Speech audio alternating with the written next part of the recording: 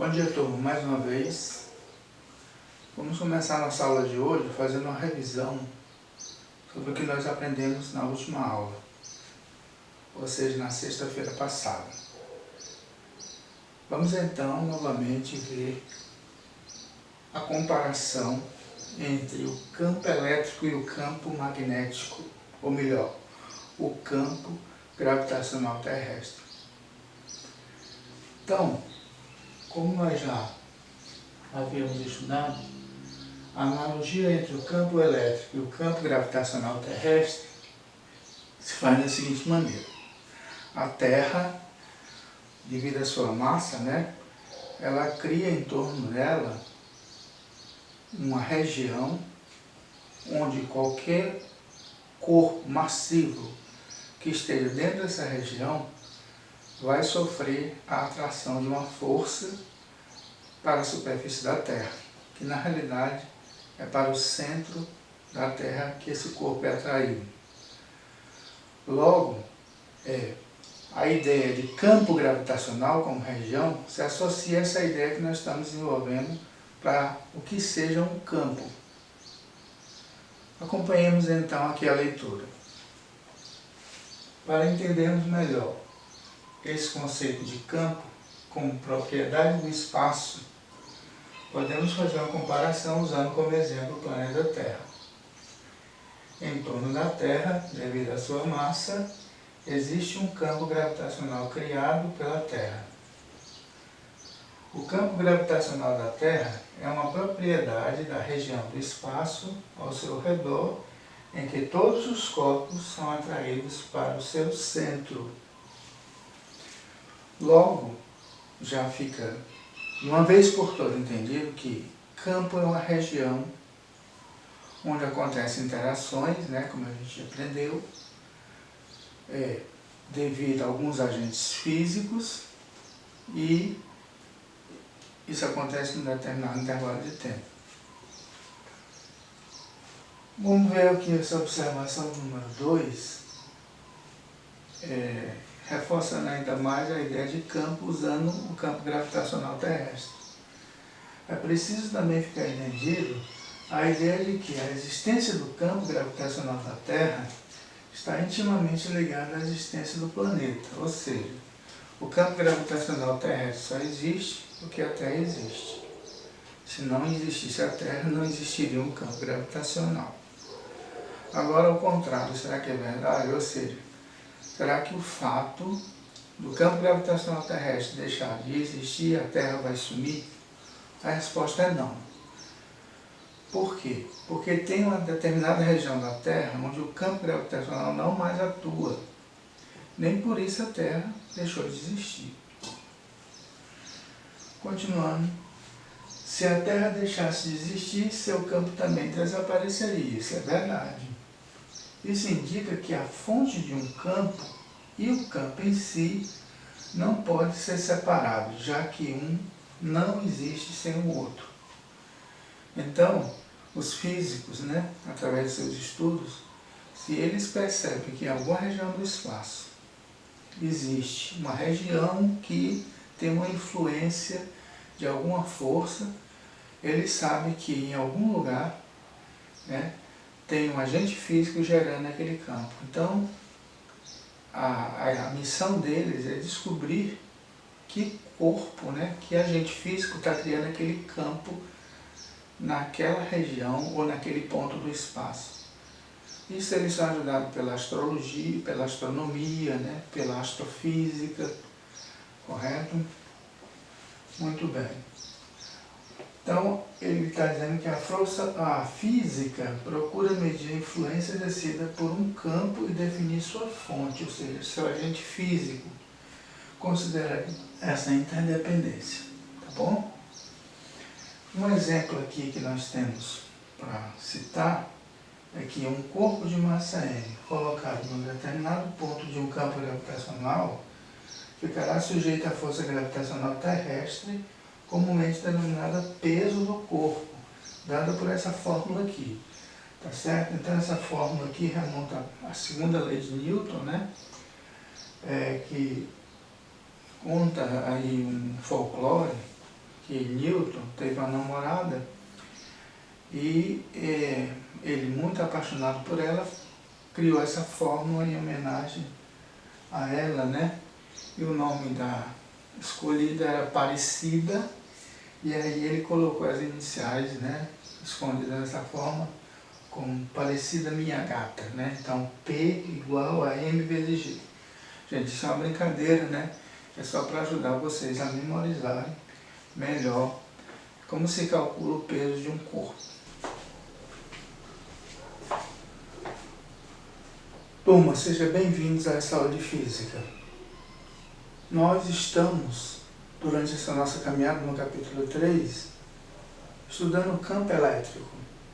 Já vimos a definição informal, vimos a comparação do campo gravitacional terrestre com o campo elétrico.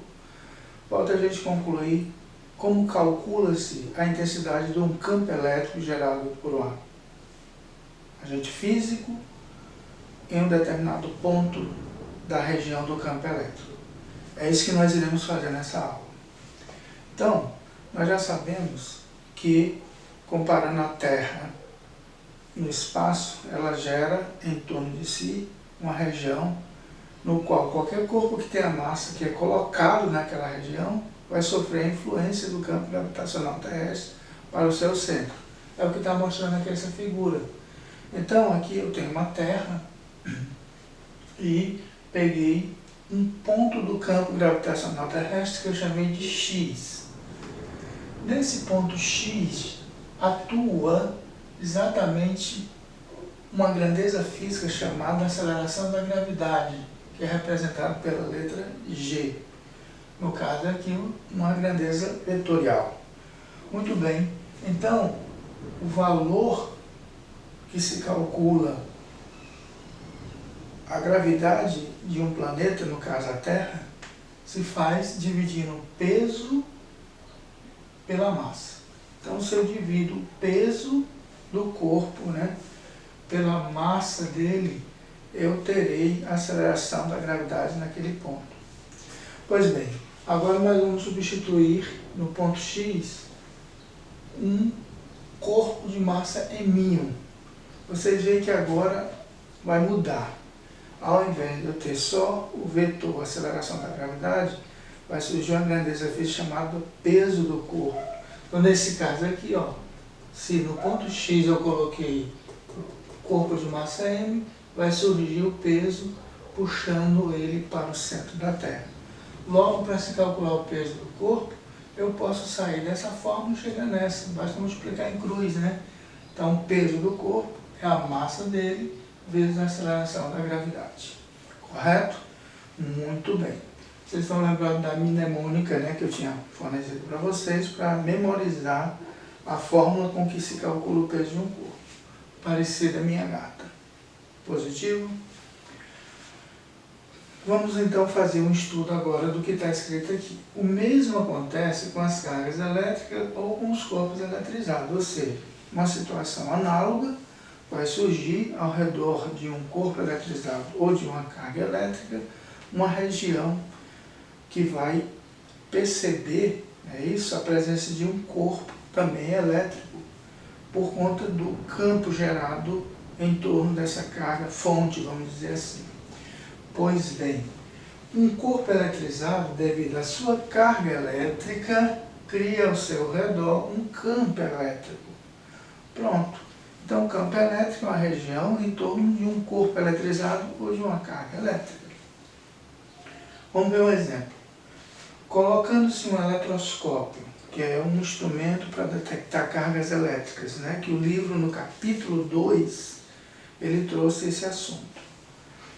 Próximo a um corpo eletrizado, nota-se que a esfera do eletroscópio, no caso o eletroscópio de pêndulo, né, é tirada do seu equilíbrio devido a uma força de atração ou repulsão, dependendo das cargas dos corpos.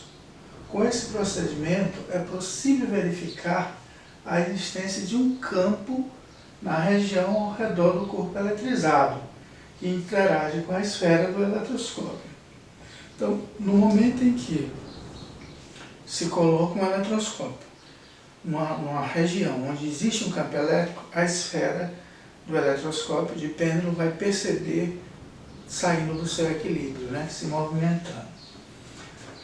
Assim, chamamos de campo elétrico o espaço ao redor de uma carga elétrica, que novamente ele reforça o conceito de campo elétrico. Campo elétrico é a região ao redor de uma carga elétrica. Observação 3, na eletrostática, né, que é essa parte da física que nós estamos estudando, agora nesses primeiros capítulos, uma carga qualquer Qzinho, livre para se deslocar ao redor de uma carga Qzão, a carga fonte chamada fixa, né, já que a eletrostática considera a carga geradora do campo ela parada, ela fixa, é chamada de carga de prova ou carga teste, né, como o livro de vocês chamam. Carga de prova ou carga teste. Para finalizar, um exemplo, né? Uma carga de prova Qzinho colocada num determinado ponto de um campo elétrico ficará sujeita a uma força F, dada por essa equação bem aqui. Força elétrica é igual ao valor da carga vezes o campo elétrico. Nesse caso, o valor dessa carga é a carga de teste, né? Pronto, então vocês estão vendo a semelhança que tem entre o cálculo da força elétrica e o cálculo da força-peso, né? Olha aí, ó, bem parecido, um produto onde os termos são diferentes por conta da natureza do campo. Um é o campo gravitacional, envolve massa e aceleração da gravidade, e o outro é no campo elétrico, a força envolve a carga elétrica de prova e o valor do campo elétrico propriamente dito. Assim, num ponto considerado, aqui novamente fazendo uma comparação com a Terra. Eu peguei um ponto Y ao redor de uma carga eletrizada fixa. Pois bem, nesse ponto Y atua um campo elétrico de intensidade E, certo? Uma grandeza física vetorial, aí no caso, um campo elétrico apontando para a carga geradora dele. Como se calcula então esse campo elétrico gerado por essa carga? Usa-se esses elementos bem aqui. Campo elétrico é a força elétrica dividido pelo valor da carga que atua essa força elétrica sobre ele, né? Novamente a analogia entre aceleração da gravidade e campo elétrico. Quem memorizar essa fórmula, fica fácil memorizar essa. Para chegar naquela lá, que é o cálculo da força elétrica, basta multiplicar em cruz, né? Como a gente já tinha antecipado. Então, se no lugar do ponto Y, agora eu botar uma carga teste, uma carga de prova Qzinho, o que é que vai acontecer? Por conta do campo gerado por essa carga fixa, carga geradora, vai atuar na carga de prova, na carga teste, uma força de origem elétrica. Nesse caso aqui, ela está sendo atraída, mas quando a gente estudar vetor campo elétrico, a gente vai ver que isso pode acontecer tanto atraindo quanto repelindo, né? Quanto afastando a carga de prova da carga geradora do campo. Pois tá? Então, para finalizar, nós temos essa fórmula agora que calcula a força elétrica, não mais usando a lei de Coulomb, mas sim usando a noção de campo elétrico. Então, força elétrica é o valor da carga de prova vezes o valor da intensidade do campo elétrico naquele ponto. Tudo bem? Então, com esses conceitos, gente, nós praticamente já encerramos a ideia de campo elétrico. Agora é com vocês estudar o livro e entender a teoria. Obrigado, até a próxima.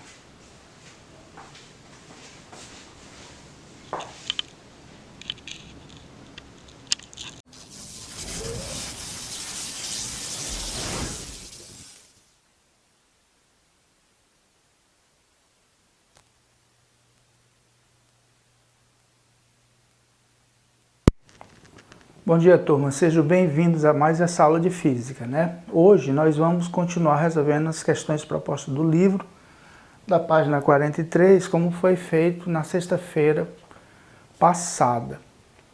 Pois bem, eu vou retomar ainda as questões 14 e 15, porque ficou meio tumultuado, né? A imagem não saía, vocês não conseguiam ver direito o que eu estava fazendo no quadro. Então eu vou gravar essa aula e disponibilizar para vocês, para que vocês consigam acompanhar melhor o conteúdo que a gente está estudando, que é de campo elétrico.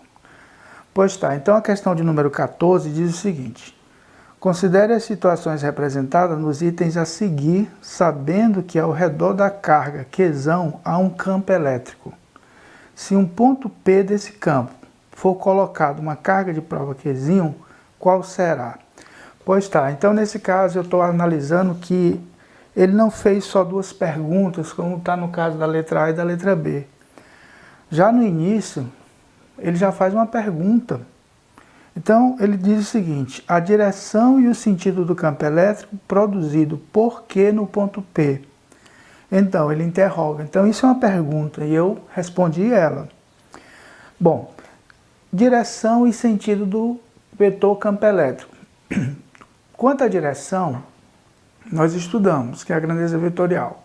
Mas o sentido do campo elétrico, nesse momento do nosso estudo da teoria, ainda não seria propício, né, a gente falar sobre sentido do campo elétrico. Por quê?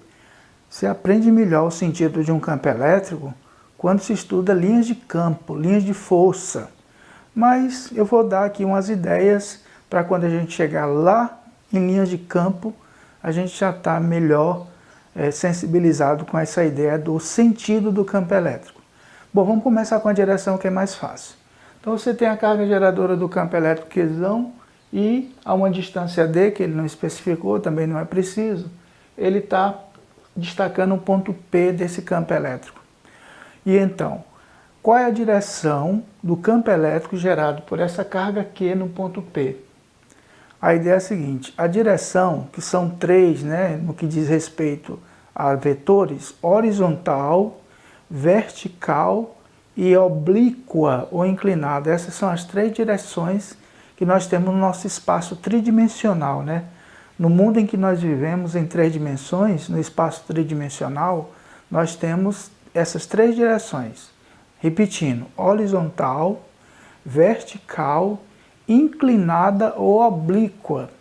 Pois tá. Então, no caso aqui, a direção do vetor campo elétrico é a linha que une o centro da carga geradora do campo ao ponto P. Correto? Como Euclides, na geometria, disse que por dois pontos distintos passa uma única reta, né? Então, imagine que o centro dessa carga geradora do campo seja exatamente um ponto. Aí, unindo o ponto do centro dessa carga com esse ponto P, dá essa reta que eu tracejei de vermelho, né? Que é uma reta horizontal. Então, isso daí é a direção, olha que interessante, do vetor campo elétrico, tá bom? Mas, de maneira mais generalizada, você pode dizer o seguinte: qual é a direção do vetor campo elétrico? Da reta que une o centro da carga geradora do campo ao ponto considerado. Aí, no caso, vai variar, né? Pode ser horizontal, pode ser vertical, inclinado ou oblíqua.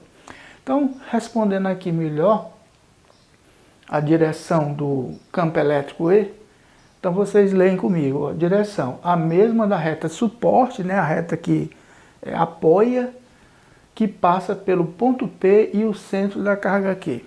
Entendida aí essa parte da direção do campo elétrico. Agora vamos para o sentido do campo. Sentido. Quando a carga geradora do campo é positiva, convenciona-se, olha só, é uma convenção, convenciona-se que o campo elétrico é de afastamento da carga que gerou, tá certo? Então foi o que nós vimos aqui, ó. Eu desenhei esse vetor campo elétrico se afastando da carga geradora do campo. Por quê? Porque ela é positiva. Então aqui está dizendo sentido de afastamento da carga Qzão, da carga geradora do campo. Pois tá, agora, o que eu chamei de 2 aqui em romano, é exatamente as duas perguntas mais diretas que eu considerei aqui no exercício, que ele vai falar agora sobre a força elétrica. A direção e o sentido da força elétrica que atua em uma carga Qzinho colocada no ponto P Aí ele deu dois casos, se ela for positiva, se ela for negativa. Então agora lembre-se, eu estou falando da força elétrica. Pois bem, quando a carga que é colocada no ponto P, uma carga de prova é positiva, o que vai acontecer? A direção da força elétrica, ela vai seguir a mesma direção do campo elétrico. Eu já falei para vocês, né, que quando eu era menino tinha uma música muito feia, cujo refrão é aonde a vaca vai e o boi vai atrás, né? É aquela música feia que gruda na cabeça, mas que me ajudou a entender esse assunto de física do campo elétrico, né? Então imagine que o campo elétrico é a vaca e a força elétrica é o boi. Aí até trocando os gêneros, né? Mas só para a gente ter uma ideia. Então se o campo elétrico é horizontal, a força elétrica terá a mesma direção, horizontal também, correto? Logo já está respondido bem aqui, direção, a mesma direção do campo elétrico. Vamos agora para o sentido, agora vem a polêmica, olha só. No caso, a força elétrica, né, como vocês sabem, ela aparece, vamos dizer assim, quando você tem duas cargas elétricas ou dois corpos eletrizados. Nesse caso, como a carga geradora do campo é positiva e a carga de teste, a carga de prova também é positiva, então vai ocorrer uma repulsão, correto? Então, nesse caso, o sentido da força elétrica é de afastamento da carga, coincidindo com o sentido do campo elétrico. Mas isso daí uma coisa não tem a ver com a outra. Já o que diz respeito, vamos dizer assim, que é igual para os dois, só é a direção. O sentido pode variar, como a gente vai já ver na letra B. Na letra B você está vendo que a carga que foi colocada agora no ponto P ela é negativa. Então o que é que acontece? Pelo princípio da atração e repulsão entre cargas elétricas, a carga de prova negativa vai ser atraída pela carga geradora do campo positiva. Então o sentido da força elétrica já vai ser contrário ao do campo. Pois bem, então está respondida aí, né, exatamente a letra A e a letra B do que eu chamei o item 2 em romano, se referindo à força elétrica, tá bom? Vamos lá para a questão de número 15. Essa questão é um pouco delicada, né, é uma questão de vestibular, e como eu costumo dizer para meus alunos, toda questão de vestibular ela traz um diferencial das questões normais que os autores colocam nos livros, né? As questões para exercitar o conteúdo. Sempre ela tem um conhecimento que o aluno tem que enxergar que ele está embutido ali naquela pergunta, né? O que a gente chama no meio aí estudantil, né? No meio acadêmico de pegadinha, de casca de banana, né? Aquela questão lá que o aluno desliza e acha que acertou e por um detalhe ele acaba errando a questão. Eu vou ler a questão e depois eu vou passar para a explicação da resolução. Estima-se que o campo elétrico produzido pela Terra nas vizinhanças da superfície seja de 150 newton por coulomb, que é a unidade de campo elétrico, vertical apontado para baixo. Então ele já deu as características aí do vetor campo elétrico. Ele deu o módulo, a direção e o sentido dele. O módulo ele está dizendo que vale 150 newtons. A direção é vertical, né? Pode ser de cima para baixo, de baixo para cima. E o sentido, ele está dizendo que é para baixo, o campo elétrico está apontando para baixo, como eu já mostrei ali na figura, tá bom? Está aqui a Terra, né? Atraindo agora esse corpo que ele vai dizer que é uma moeda, acompanhando o restante da leitura. Que carga deve ter uma moeda de massa 1,5 gramas para que a força elétrica que sobre ela equilibrasse a força gravitacional, correto? Então, que carga deveria ter uma moeda de massa 1,5 gramas para que a força elétrica sobre ela equilibrasse a força gravitacional? Então, na prática é o seguinte, se eu eletrizar uma moeda com determinada massa e colocar num ponto onde o campo gravitacional, o campo elétrico gerado pela Terra e a carga da moeda tenha sentidos opostos, né? A força e o peso, no caso, ela vai ficar flutuando, ela vai ficar como se estivesse parada, né? Sem estar presa por fio nenhum, flutuando só por conta dessas interações de forças eletromagnéticas, né? Como a gente chama aí num passo mais aprofundado, correto? Essa realidade já existe no Japão, na China. No Japão tem os trem-bala, né? Os trens-bala que eles não andam sobre os trilhos, eles flutuam. Como nesse caso não tem atrito, eles chegam a velocidades altíssimas, tipo 450 km por hora, 500 km por hora, são os chamados trem-bala. Então essa história da moeda ficar equilibrada não é magia não, não é fantasia. É uma situação real, tá bom? Ok, então vamos responder a questão? Vamos lá. Então, os dados da questão foram dados, né? O módulo do campo elétrico, 150 N por Coulomb, a massa da moeda, 1,5 gramas. Aí tem um problema, gente, um complicador. O Sistema Internacional de Unidades aceita como sendo a unidade de medida de massa dos corpos o quilograma. Então, tudo que não tiver em quilograma e for utilizado para o cálculo de algum resultado, tem que se transformar a unidade diferente do quilograma para esse padrão que é o quilograma. Então eu vou ter que transformar 1,5 gramas para quilograma. Eu já explico melhor como é que a gente faz isso. A gravidade aí no caso da Terra é 10 metros por segundo, né? Que é um valor arredondado. Na realidade eles já mediram esse valor da aceleração da gravidade na superfície da Terra, vale 9,87 metros por segundo ao quadrado, que é a unidade de aceleração, chega a quase 10. Então ele bota um 10 para facilitar os cálculos. Tudo bem? Então vamos ver. Como é que eu transformo a massa de 1,5 grama para quilograma? Quando vocês fizeram o estudo fundamental, né, lá por volta da sexta série, do sexto ano, minha antiga quinta série, a gente aprende a converter ou transformar unidades de medida. E quando chega lá em massa, a gente aprende que 1 quilograma tem 1000 gramas. 1 quilograma tem 1000 gramas. Isso quer dizer que se eu quiser transformar uma massa que está em grama para quilograma, eu tenho que dividir o valor numérico dessa massa em grama por 1000. Mas só que mais econômico é a gente multiplicar por 10 elevado a menos 3. Então, quando eu multiplico qualquer valor por 10 elevado a menos 3, eu estou transformando esse valor, no caso aqui, que está em grama, para quilograma, né? Tudo bem? Beleza? Então, está valendo. Então, a transformação da massa de 1,5 grama para quilograma fica escrito na forma 1,5 vezes 10 elevado a menos 3 quilogramas. Vamos para a resposta da questão? Tudo bem. Então, vamos lá. Qual é a condição para que possa ocorrer o equilíbrio da moeda na situação dada da força elétrica?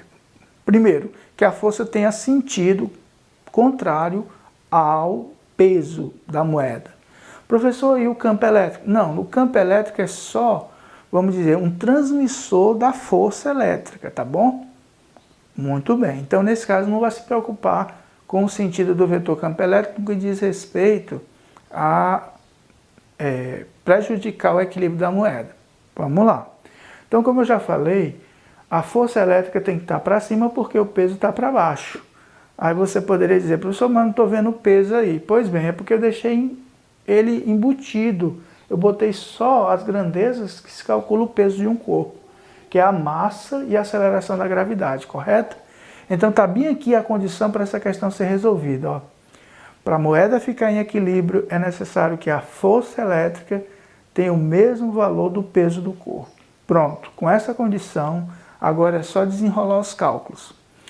Vamos lá. Como é que se calcula o peso de um corpo? Usando aquela fórmula que eu já tinha dito para vocês, que remonta à segunda lei de Newton. Peso é massa vezes a aceleração da gravidade.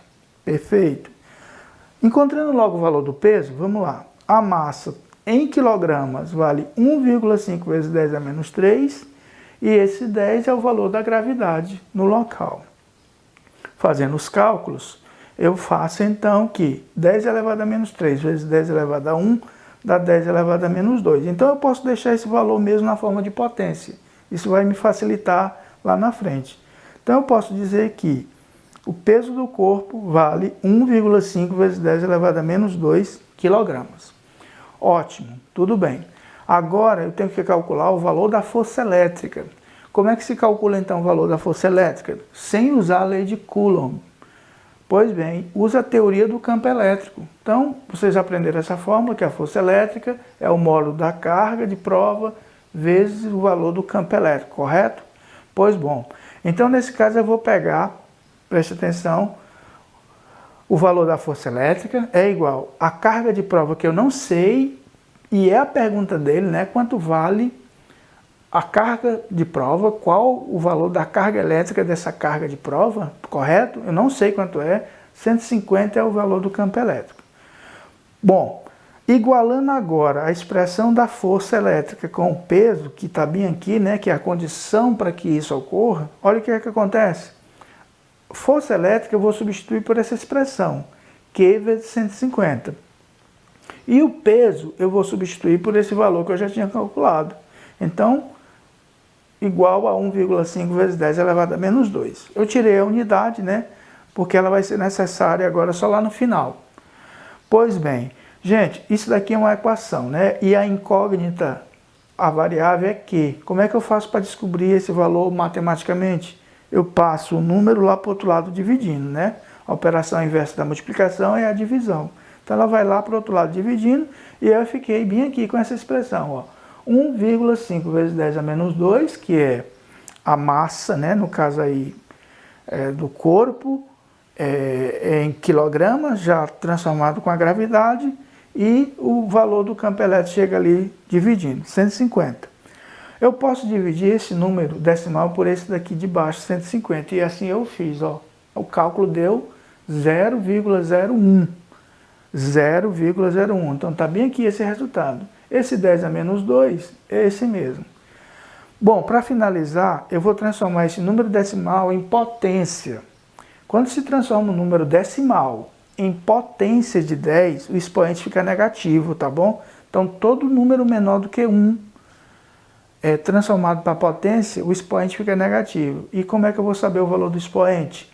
Conta quantos algarismos tem depois da vírgula. Ele será igual ao valor do expoente da potência de base 10. Então, como tem dois algarismos depois da vírgula, o 0 e o 1, eu transformando esse número decimal para potência, ele vai ficar como sendo 10 elevado a menos 2, né? Negativo, dois números decimais, né? Ou dois algarismos depois da vírgula. Como tem esse 10 elevado a menos 2, que já vinha lá do cálculo anterior, né? Do peso, aí ficou fácil. 10 elevado a menos 2 vezes 10 elevado a menos 2 dá 10 elevado a menos 4. Pois é, mas a questão não acaba aí. Por quê? Porque como o campo elétrico e a força elétrica têm sentidos opostos, então a carga elétrica tem que ter sinal contrário ao da carga geradora do campo. Mas aí a pergunta é a seguinte, professor, como é que eu enxergo a carga geradora do campo aí no caso da Terra? Não, ele deu o valor do campo elétrico, né? O campo elétrico é positivo, nesse caso aqui, aí a carga elétrica, né, de carga de prova, tem que ser negativa, gente. Então, nesse caso ali, o valor, né, não o módulo, o valor da carga elétrica ou da carga de prova é menos 10 elevado a menos 4 coulombs. E aí você vê que ele botou duas vezes esse mesmo valor só com sinal trocado, né? Ele botou na letra C e na letra D. E o gabarito dessa questão, a resposta certa é letra C. A alternativa C é que está correta. Alternativa C. Então, como eu tinha dito para vocês, as questões de vestibulares são sempre questões de um nível um pouquinho maior do que as questões que o livro traz para exercitar o conteúdo. No próximo slide, a gente vai continuar resolvendo as questões. Bom, gente, então, vamos lá, né? Nesse caso, vamos concluir as duas últimas questões do exercício da página 43, para a gente encerrar essa parte inicial das questões sobre o campo elétrico. Fazendo a leitura, em um ponto A é colocada uma carga elétrica de prova, Q1, de 6 vezes 10 elevado a menos 8 coulombs. Então, o valor da carga elétrica Q1 é 6 vezes 10 elevado a menos 8 coulombs, que fica sujeito a uma força de intensidade F1 cujo valor, o módulo, é 8,4 newtons, devido a um campo elétrico E. Colocando nesse ponto A uma carga elétrica positiva Q2, ela fica sob a ação de uma força elétrica F2 de módulo 8,4 vezes 10 elevado a 6 newtons. Ok. E a pergunta dele, qual a intensidade dessa carga elétrica Q2, né? Então, qual o módulo da carga elétrica Q2? Bom, eu comecei pensando nessa questão assim. Ele não disse quem é a carga geradora do campo, né? Mas eu sei que ela existe, então eu imaginei ela em uma determinada posição. Ele também não falou do sinal dela, se ela era positiva, negativa. Então não interessa para nós nesse momento esse dado, né? Mas o ponto A, que é colocado a uma certa distância do centro da carga geradora do campo, esse ponto aí para nós é interessante. Por quê? Porque se esse ponto mudar, já vai alterar o valor do campo elétrico, tá bom? Mas esse ponto A vai ser o mesmo para as duas situações, como a questão falou. Então, na primeira situação, ele colocou no ponto A uma carga Q1 de módulo do valor da carga elétrica 6 vezes 10 elevado a menos 8 coulombs, e está dizendo que a força elétrica que está atuando nessa carga é 8,4 newtons. Eu supus ela ali arrastando para a esquerda, né, se aproximando, mas só para variar, só para modificar um pouquinho o nosso pensamento. Mas, teoricamente, daria para a gente imaginar o sinal dessa carga bem aqui, ó, dessa carga geradora do campo, só pelo fato dessa força estar apontando para lá. Tudo bem? Então, deixa aí por conta da imaginação de vocês, para saber qual é o sinal dessa carga. Ótimo. Gente, aí, na segunda situação, ele troca, olha só, no ponto A, a carga Q1 por uma carga Q2, que ele não sabe o valor da carga. E a pergunta dele, quanto vai valer essa carga? Ele deu a força. A força é 8,4 vezes 10 elevado a 6 newtons. Beleza, tudo bem. Agora, vamos começar a atacar essa questão da seguinte maneira. Qual é a fórmula que eu uso para calcular o campo elétrico, já que eu não sei quanto vale o campo? É essa daqui. Campo elétrico, módulo é a força elétrica dividido pelo módulo do valor da carga de prova. Beleza. Nessas duas situações, a primeira, dá para mim saber, gente, o valor do campo elétrico, eu tenho exatamente os elementos necessários para se calcular o campo elétrico, ou seja, eu tenho a força elétrica, que atua na carga de prova, e eu tenho o módulo do valor dessa carga de prova. Então, por aí eu comecei a desenrolar minha questão. Peguei o valor da força F1, 8,4, dividi pelo valor da carga Q1, e aí fiz minhas contas e cheguei nesse resultado bem aqui, ó. O campo elétrico vale 1,4 vezes 10 elevado a 8 newton por coulombs.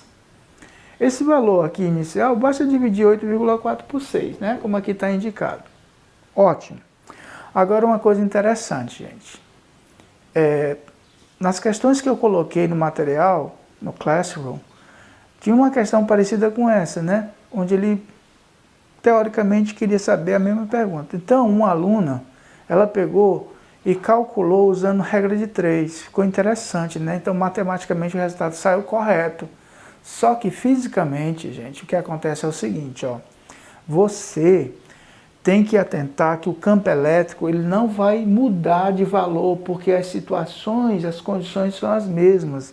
Então, o valor do campo elétrico na situação com a força F1 e com a situação da força F2 é o mesmo. E aí a gente até aprendeu na teoria que é isso que caracteriza, né, o vetor campo elétrico naquele ponto. Quando você divide uma força pelo valor da carga, independente do valor da força e da carga, o resultado é o mesmo, se for naquele ponto. Pois bem, então foi nisso daí que eu me baseei, ó. Se eu pegar a força F2, montar o cálculo, que nem eu fiz ali na fórmula do campo elétrico, F2 dividido por Q2. O campo elétrico eu já calculei, que é o mesmo. Então botei aqui, ó. A força 2 ele forneceu 8,4 vezes 10 elevado a 6.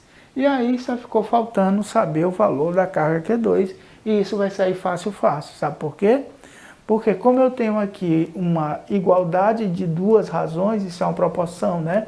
Aí eu peguei esse valor, que é chamado de extremo, joguei para o lugar desse, e esse outro aqui, que também é um extremo, eu joguei para o lugar de Q2, né? Eu fiz uma permuta.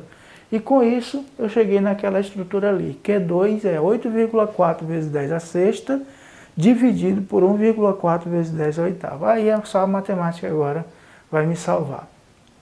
Veja bem, quando eu divido 8,4 por 1,4, está ali a conta em cima. Ó. Como as casas já são iguais, né? Eu esqueço a vírgula e imagino que eu tenha 84 dividido por 14. Essa resposta dá 6. Então foi bem aqui, eu botei o resultado. E a potência, divisão de potência de mesma base. Repete a base e subtrai o expoente. Então é 10 elevado a 6 dividido por 10 elevado a 8, vai ficar 10 elevado a 6 menos 8, que dá 10 elevado a menos 2. E com isso eu cheguei na resposta desse exercício. O valor da carga elétrica da carga de prova Q2 vale 6 vezes 10 elevado a menos 2 coulombs. Muito bom. Uma questão relativamente simples, só complicaria o fato do aluno perceber que o valor do campo elétrico era o mesmo, já que a situação não mudaria para o ponto A.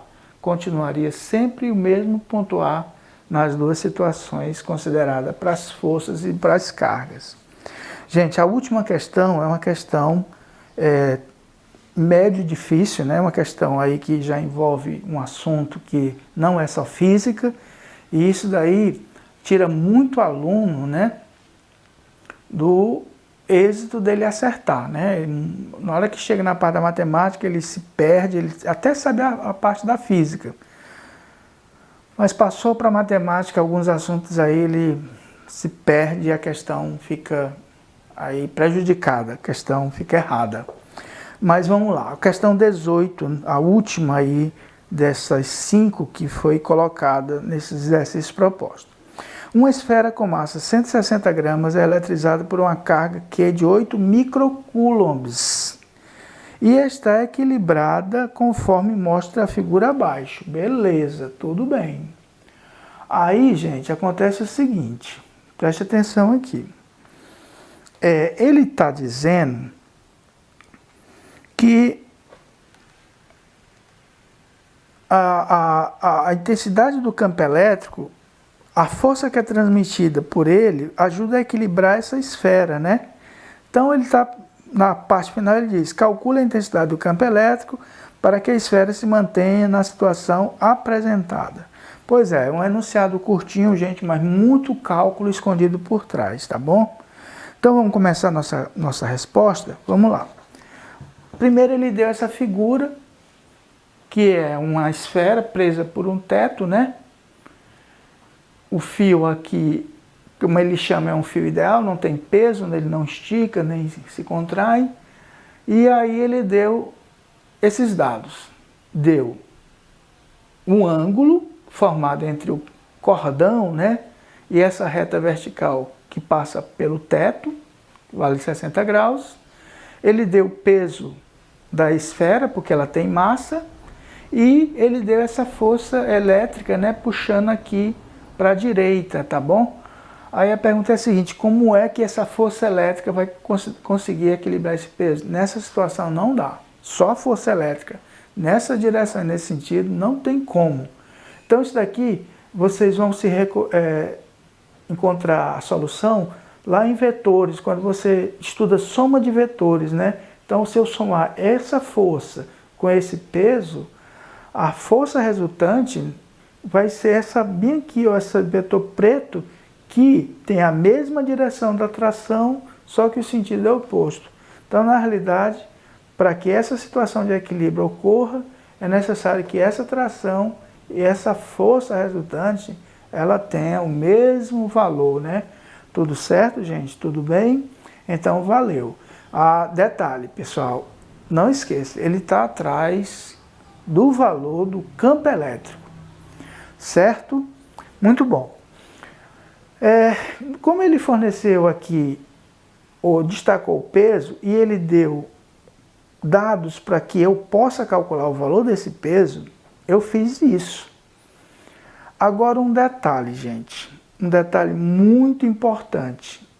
Essa massa está em gramas e a quantidade de carga está em microcoulombs, então isso daí é um complicador. É um complicador em qual sentido? Eu tenho que transformar essa massa que está em gramas para quilograma e eu tenho que transformar essa carga que está em microcoulomb para coulomb. Pois bem, eu vou deixar por enquanto a carga aqui quieta e eu vou logo atacar a massa transformando ela, porque eu vou proceder, né, no cálculo do peso. Então vamos lá, peso é massa vezes a aceleração da gravidade. Ele não forneceu a aceleração da gravidade, eu estou supondo, né, que ela seja 10 metros por segundo ao quadrado, correto? Que é o valor mais usado. E vamos em frente. Então, massa, 160 vezes 10 a menos 3, aquela conversãozinha de grama para quilograma, né, que a gente já viu numa questão.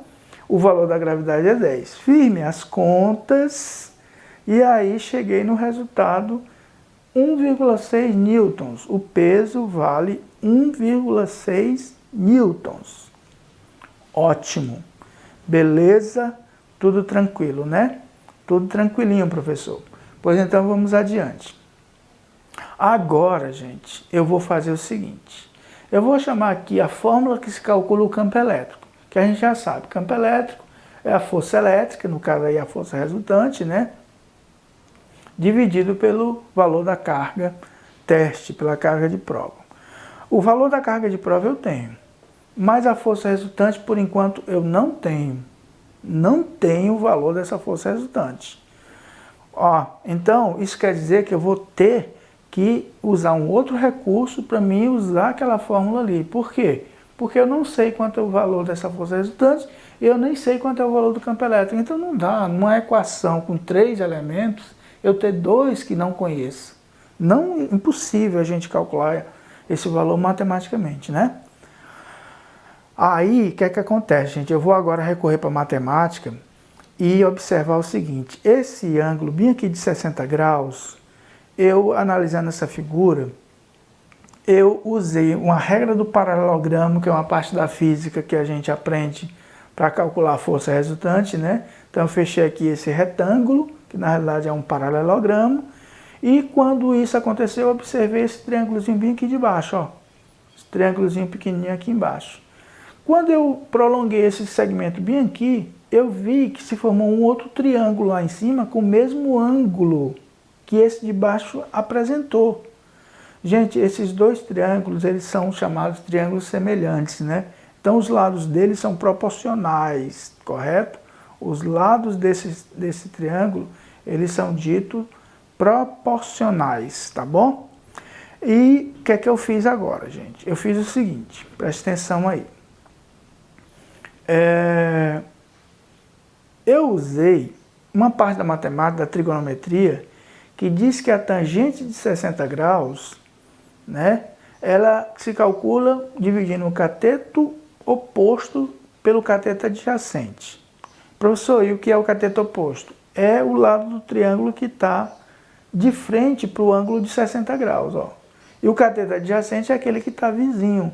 Então, usando a definição de tangente para esse ângulo de 60, tangente é o cateto oposto, que é o valor de f, já que isso é um retângulo, né? Essa medida aqui é essa mesma de baixo, então aqui também vale f. E o cateto adjacente é o valor do peso. Ótimo. Tudo bem, professor, tá certinho, né? E agora, gente, para a gente encerrar,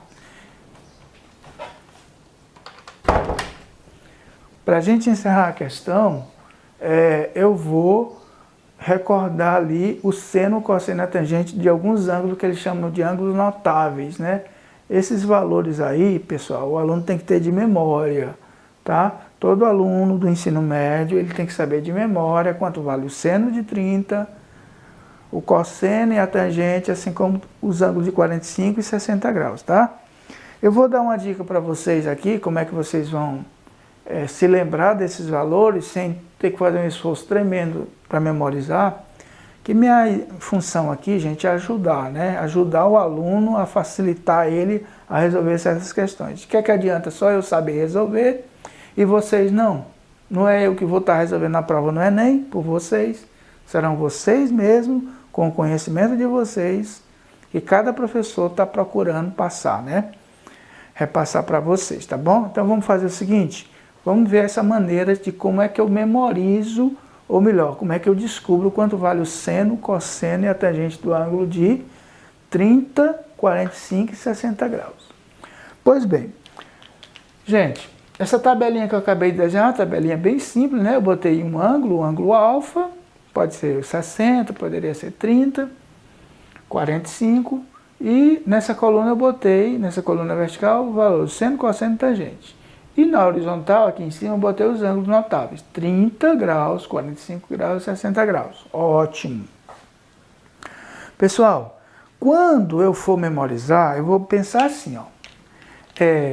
Nessa tabela, todas elas, os valores, são fracionários. Tá bom? Todos eles são valores fracionários. E o denominador de todos eles é 2. 2. E aí, agora, para me memorizar, vem a dica. Faça assim, ó, a partir do 30, sai na sequência dos números naturais. 1, 2, 3. Como é que é, professor? Pois é, o denominador tudo é 2 e a partir do 30 eu saí na sequência dos números naturais. 1, 2, 3. Agora vamos fazer o seguinte, vamos tirar a raiz quadrada dos numeradores. Então eu jogo raiz quadrada aqui em cima, raiz quadrada de 1 é 1 mesmo, beleza. Raiz quadrada de 2 é um número estranho, é um número irracional, que a gente chama na matemática, viu? Então deixa quieto aí. E a raiz quadrada de 3 também é um número irracional, deixa desse jeito mesmo.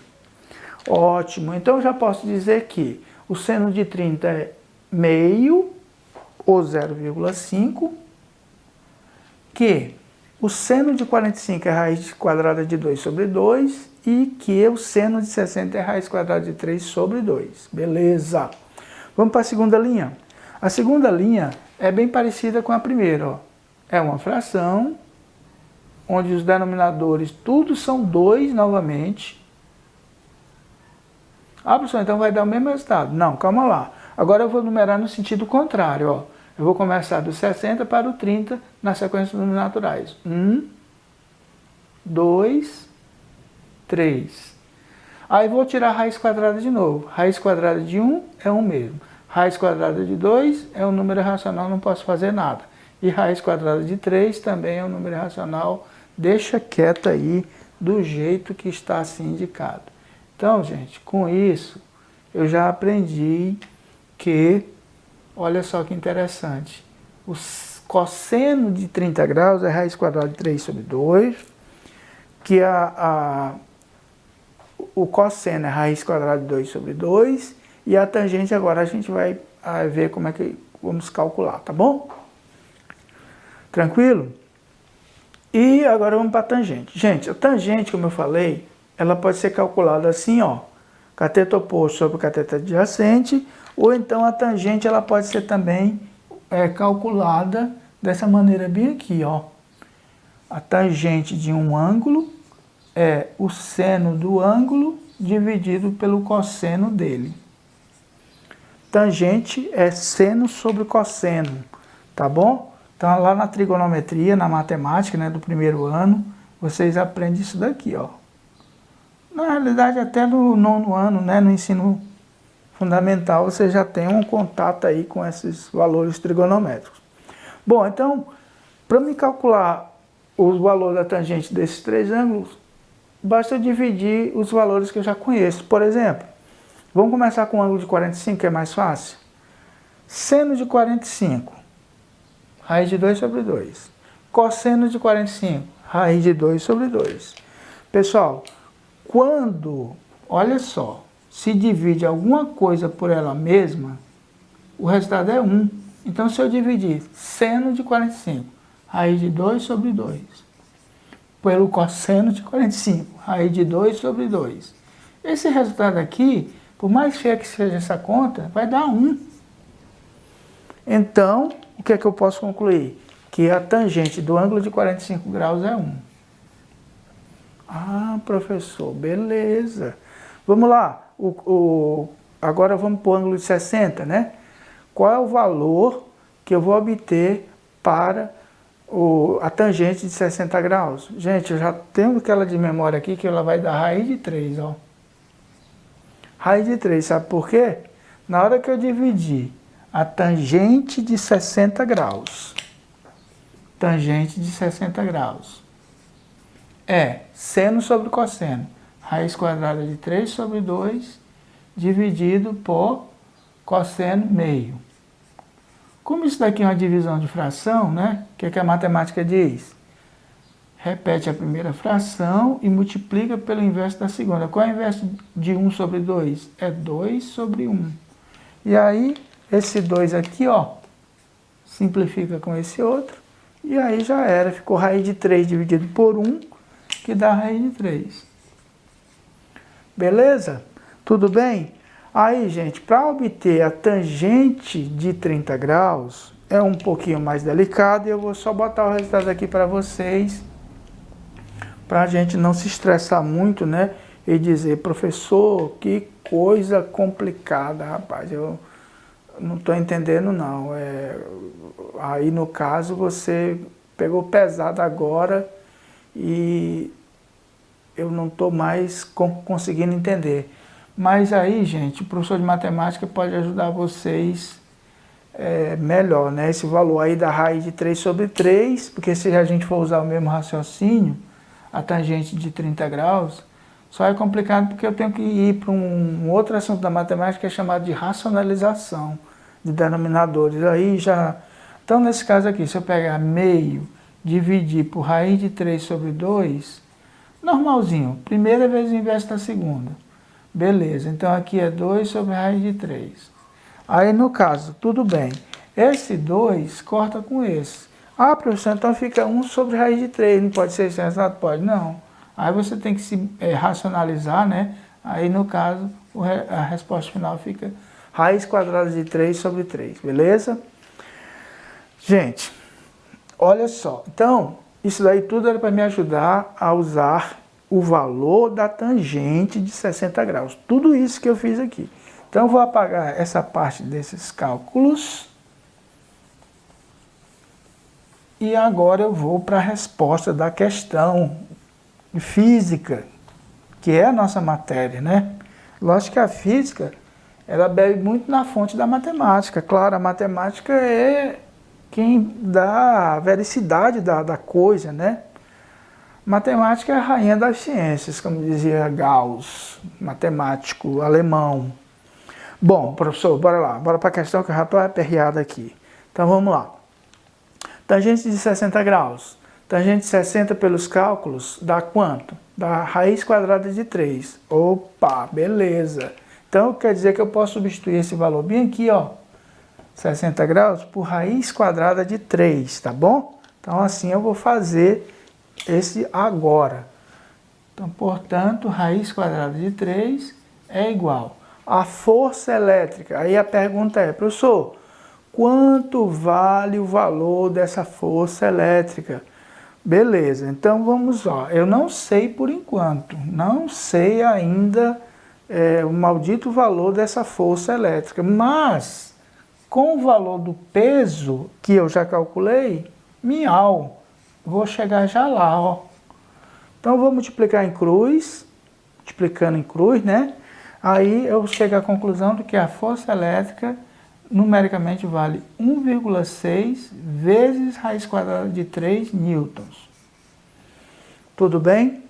Mas só que essa não é a bendita resposta ainda. A bendita resposta que ele quer é o valor exatamente do campo elétrico. Essa é a bendita resposta.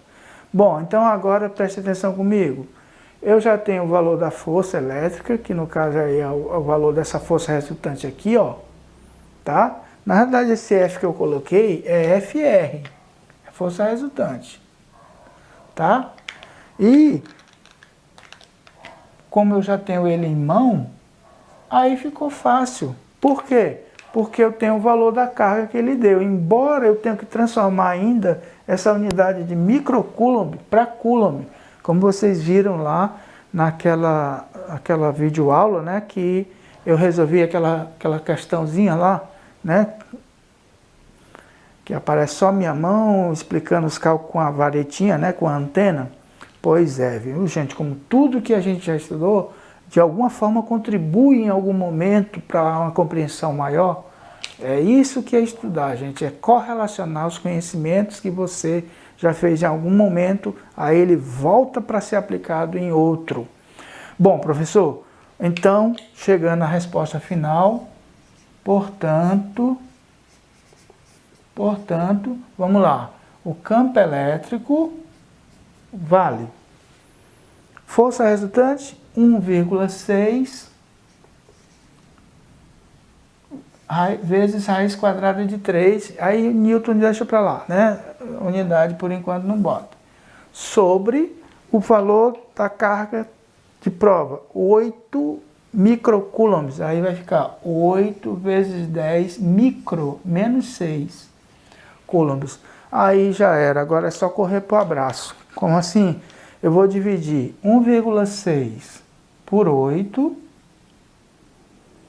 e raiz de 3, 10 a menos 6, a gente se ajeita no final, viu? A gente se encaixa no final, tudo se encaixa. Bom, vamos fazer essa continha? Se eu dividir 1,6 por 8, 1,6 dividido por 8, as casas decimais aqui estão desequilibradas, né? A balança está desequilibrada. Tem um algarismo depois da vírgula, aqui eu não tenho nenhum, porque a vírgula, como se ela tivesse aqui. Aí eu boto um zero e esqueço a vírgula, beleza? Aí 16 dividido por 80 não dá, porque 16 é menor. Aí lá se vai eu botar um zero aqui, um zero e vírgula para compensar. Aí sim, 160 dividido por 80, papai, dá 2. Aí 2 vezes nada é nada, para nada, nada. 2 vezes 16, para 16, a conta deu exata, né?